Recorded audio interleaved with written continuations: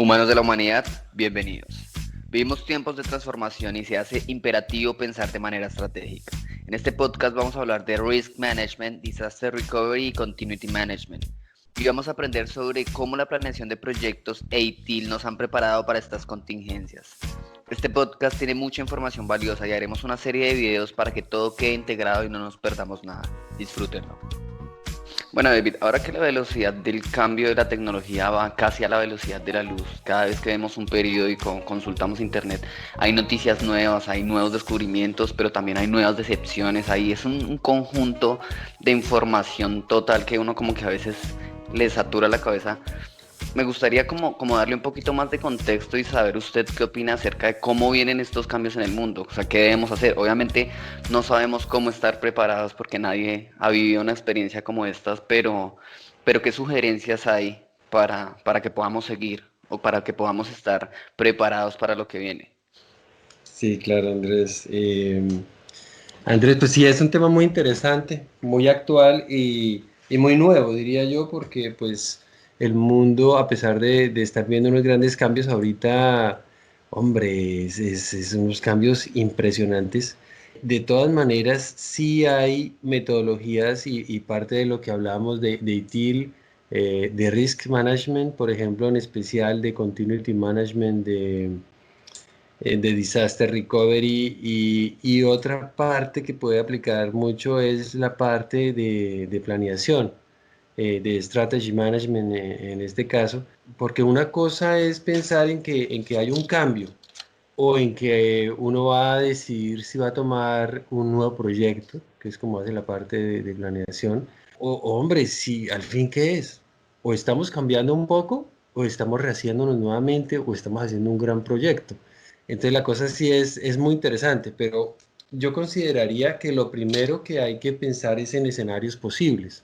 O sea, creo que la persona, en especial sobre todo la gente de planeación estratégica, tiene que pensar en posibles escenarios. O sea, por ejemplo, que mañana inventaron la vacuna y ya, o sea, al otro día uno se despertó y que descubrieron, bueno, digamos que, hombre, que se come uno una patilla y ya, no le da virus, algo así. Que Entonces, sería wow, fantástico. sería fantástico. Descubrieron que comer patilla es...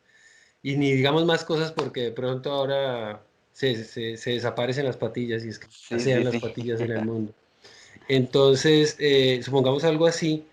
Entonces, eso es un escenario, que el mundo vuelve a la normalidad mañana. Volver a la normalidad no va a ser sencillo. O sea, de convencer a la gente que comiéndose una patilla ya se solucionó el problema es una cosa.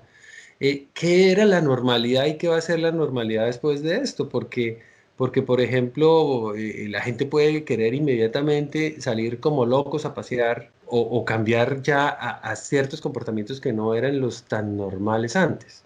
Por ejemplo, estamos viendo un cambio en los apoyos tecnológicos o en cómo la gente está usando los apoyos tecnológicos como son el control remoto, la videoconferencia, o sea, todo esto. Hace unos días me decía alguien, David, la plata que se están ahorrando en las empresas o que se van a ahorrar en locaciones, en edificios, en oficinas, va a ser brutal.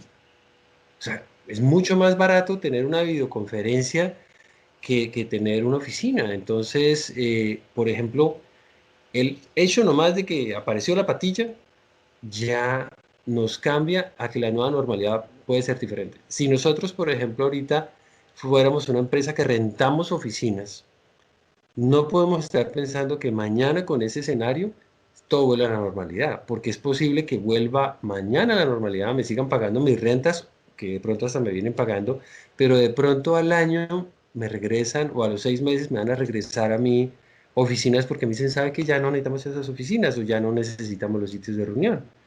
Y es cierto, o sea, conozco de empresas que venden oficinas virtuales, digámoslo así, que ahorita están teniendo problemas porque físicamente les están devolviendo las oficinas y es posible que no se las regresen en un buen tiempo. Pero entonces, bueno, ese era un escenario. Entonces, a mi empresa o a mí como persona, ¿qué tanto me va a afectar ese escenario? ¿Y qué tanto me va a afectar y ponerlo en un valor en cacahuates o números, digámoslo así, es lo mejor?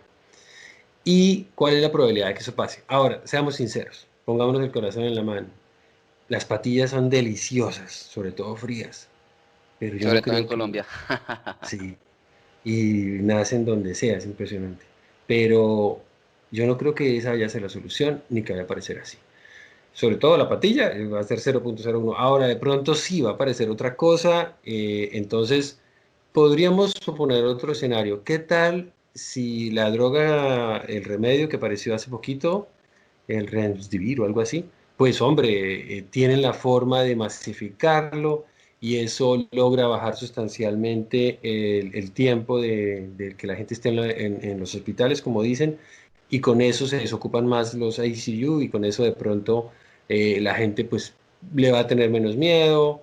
Entonces, ese escenario yo lo veo mucho más probable. Ahora, es posible que aparezca otro remedio. Entonces, el otro escenario que va a pasar es que la gente va a tener menos miedo de que de pronto la gente tiene que estresarse un poco menos. Otra cosa es que a la gente se le están acabando los ahorros, a las empresas se le están acabando los ahorros, los gobiernos están pensando y ahora con qué le vamos a pagar a nuestros empleados.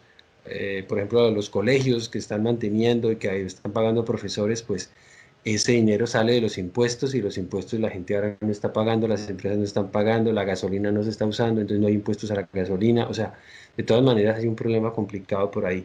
Entonces, de todas maneras, sí yo veo que un escenario ya más probable es que entremos a una normalidad relativa, o sea, ¿A qué se refiere? yo diría a que, por ejemplo, salimos más a la calle con tal de que todo el mundo vaya con caretas, hombre, ¿cómo se llama eso en español? Tapabocas. Sí, tapabocas. Entonces, de pronto con ciertas restricciones, la gente va a poder salir a trabajar.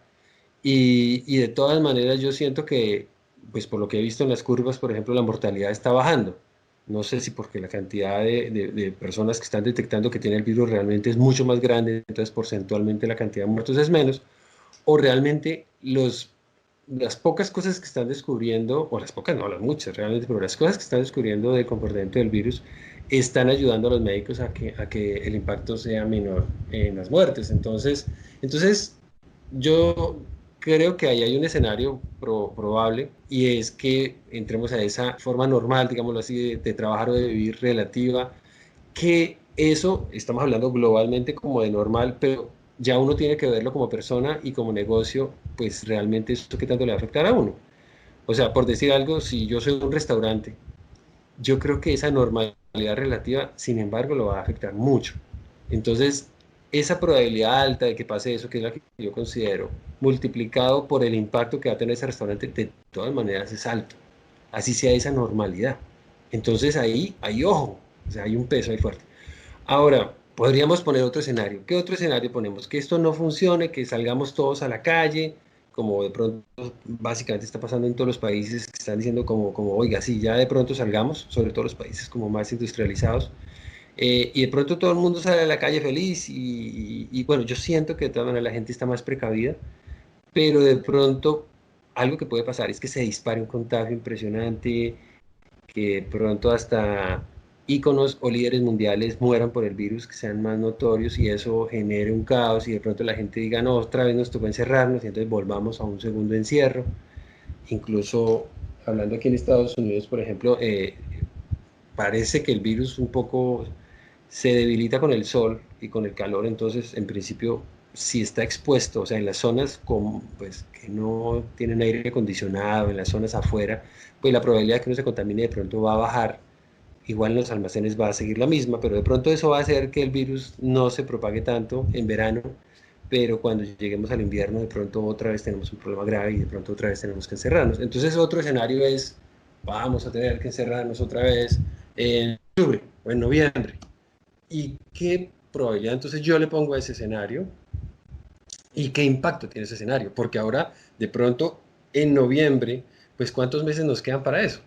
Entonces, podemos prepararnos más para eso y de pronto ya nos agarra menos descuidado. Pero bueno, pero entonces ahí está el punto. Entonces tenemos escenarios, tenemos probabilidades y tenemos impacto. Y de acuerdo a eso, entonces cada empresa tiene que hacer esa multiplicación y empezar a dedicarle tiempo a cada uno de ellos si los considera importantes. Por ejemplo, lo de la patilla. De pronto la gente dice, eso no va a pasar. Eso ni lo piense. Y entonces lo descarta, dice, listo, descartado. Pero entonces ya quedan dos escenarios. Y entonces sobre esos dos escenarios tiene que trabajar y tiene que empezar a pensar ahora, ¿yo qué voy a hacer? Y ahí viene entonces ya una planeación de todo un proyecto. Pero entonces Porque lo que usted me está diciendo es que tenemos que, o sea, deberíamos empezar a planear, digamos, planes diferentes en caso A o en caso B o en caso C o en caso N. sí, sí, hay varios casos e incluso en el tiempo hay varios casos. O sea, estamos hablando de casos y reacciones. O sea, un análisis, como se ve en Risk Management, un análisis, pero, bueno, es que es medio un Risk Manager raro, pero un análisis a corto plazo. O sea, a corto plazo, ¿qué va a pasar? A mediano plazo, ¿qué va a pasar? Y a largo plazo, ¿qué va a pasar? O sea, porque uno tiene que también pensar por ejemplo, mi empresa en 2 años, cuando se normalice, entre comillas, todo, cuando de pronto ya o haya una vacuna o todos nos hayamos contaminado, digamos que pongámosle 2 años. Yo estoy también ahí jugándomela aquí. Digamos que en 2 años esto se normaliza, entre comillas. Eso es largo plazo. Y hay que pensar, si esto se normaliza en 2 años, entonces hay que volver hay que recuperar, hay que tener la empresa funcionando de tal manera que aproveche la situación en 2 años. Pero de pronto uno puede pensar, no, en 2 años tampoco eso va a pasar, o en 2 años ya la normalidad no va a existir, porque entonces son escenarios, y otra vez son escenarios, se le pone un costo, pero hombre, yo diría que empresas muy grandes tienen que pensar, pues a largo, mediano plazo. Yo creo que nosotros tenemos que pensar, en general hablo de nosotros como personas y como empresas pequeñas, medianas, o sea, no estoy hablando de monstruos como Boeing, sino o Microsoft, sino pues empresas más medianas, tirando a grandes y personas. Tenemos que pensar en el corto y en el mediano plazo, porque, porque lo que está pasando es muy rápido, esto está de locos. Pero entonces lo que usted me quiere dar a entender es que uno da a un estimado en base a la probabilidad de que pase algo y en base a ese impacto, uno da un estimado y con ese estimado le dedica cierto tiempo a hallar ese tipo de soluciones. Es decir, si es más probable el escenario uno que el escenario 2, pues al escenario uno le voy a dedicar más planeación o más tiempo, pero sin embargo al escenario 2 le voy a dedicar un tiempo más reducido, pero se lo voy a dedicar, ¿sí? Exactamente, exactamente. Le voy a dar un ejemplo. Hablaba con una profesora y entonces de colegio. Y pues los colegios aquí en Estados Unidos, bueno, en Texas por lo menos, aquí los cerraron. O sea, todos para la casa y a trabajar desde computadora.